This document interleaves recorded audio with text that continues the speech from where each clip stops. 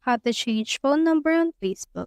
So in order to change that, click right here to your three lines, and then from in there, click on this settings. From in there, click on this account center. Now from in there, click on this personal details. We have in here our contact info. So as you can see, we only have some emails. If you want, you can add phone number. Click on this add new contact and make sure to choose this mobile number right here instead of email. From in there, it will show this, so you can change the error code. As right now, the error code that I have is in Philippines. Now, from in there, you can just input right here the number that you want. So I'll just input right here a number.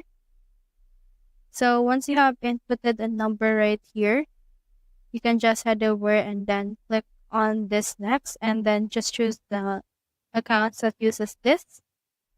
Then after that, they will send an email to your Gmail in order to continue adding this particular phone number. So that's how you change phone number on Facebook. Hope we helped.